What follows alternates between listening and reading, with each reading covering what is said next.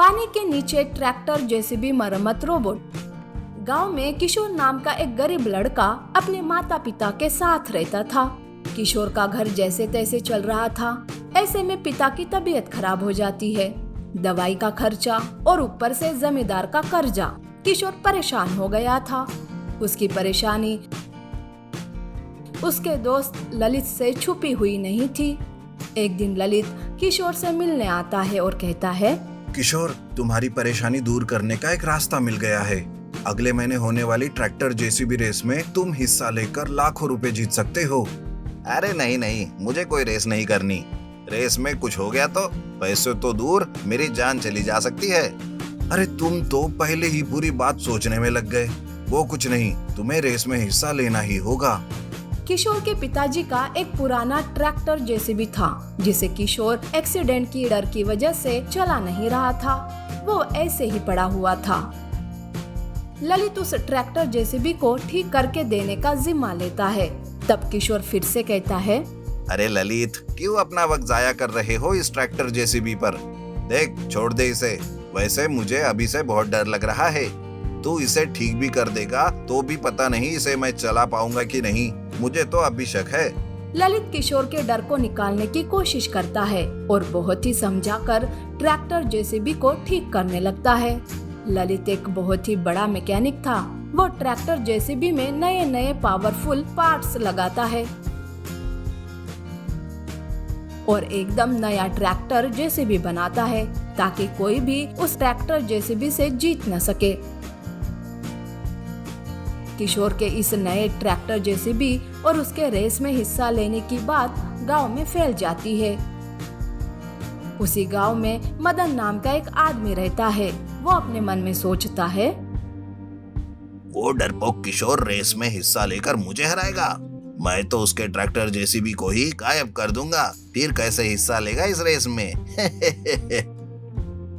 मदन भी उस tractor JCB race में हिस्सा लिया था। वो किशोर को जीतने नहीं देना चाहता था, इसीलिए वो उसी रात किशोर का ट्रैक्टर जेसीबी को चुरा कर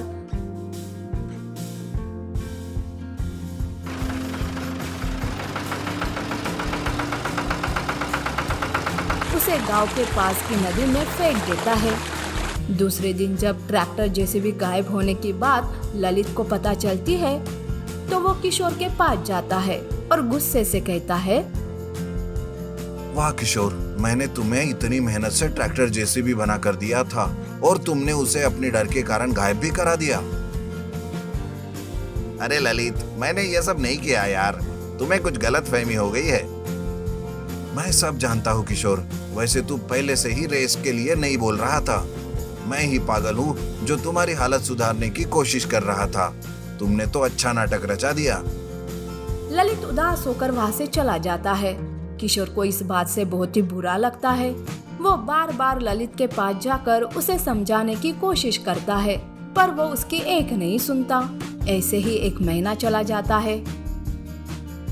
ट्रैक्टर जेसीबी उसी पानी में पड़ा हुआ था और इसकी खबर किसी को नहीं थी। दोपहर को रेस शुरू होने वाली थी। मदन अपने ट्रैक्टर जेसीबी को तैयार कर रहा था कि तभी उसकी बीवी कहती है, चलिए जी, इस बार भी आप ही रेस जीत कर आ सकते हो। अगर वो किशोर अपने पावरफुल ट्रैक्टर जेसीबी से रेस में हिस्सा लेता तो आपकी हार तो पक्की थी। अरे इसलिए तो मैंने उसे गायब करवा दिया। अब वो जेसीबी पानी में पड़ा पड़ा सड़ता रहेगा। ऐसे कहकर वो दोनों हंसते हैं, पर ये बात पास से गुजरने वाला ललित सुन लेता है। उसे मदन की चाल समझ में आती है, पर वो उससे झगड़ा करने के बजाय ट्रैक्टर जेसीबी को पानी से बाहर लाने का सोचता है।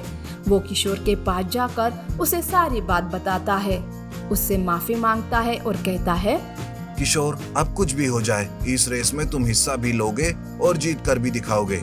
अरे पर इतने कम समय में ट्रैक्टर जेसीबी को पानी से बाहर लाना और उसकी मरम्मत करना बड़ा ही मुश्किल काम है और उसके लिए काफी समय भी लग जाएगा।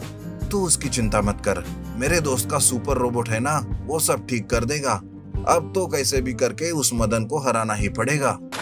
सुपर रोबोट पानी के अंदर जाकर ट्रैक्टर जेसीबी को ढूंढता है।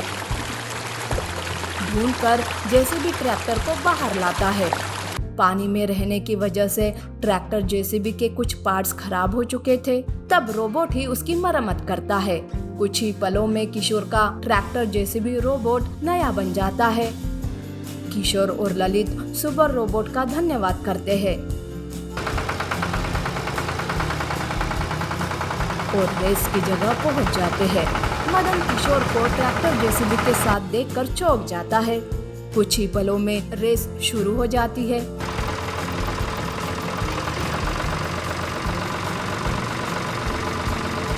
और किशोर वो रेस जीतकर लाखों रुपए इनाम में जीत जाता है। तब किशोर ललित से कहता है, तुम जैसे दोस्त हो ना यार ललित, तो किसी भी दोस्त पर कोई मुसीबत नहीं आ सकती। तुम्हारा बहुत बहुत धन्यवाद दोस्त। इस तरह से वो दोनों गले मिलते हैं। उन दोनों की दोस्ती और भी गहरी हो जाती है। किशोर आए हुए पैसों से जमींदार का कर्जा उतार देता है और अपने पिता का अच्छे से इलाज करता है।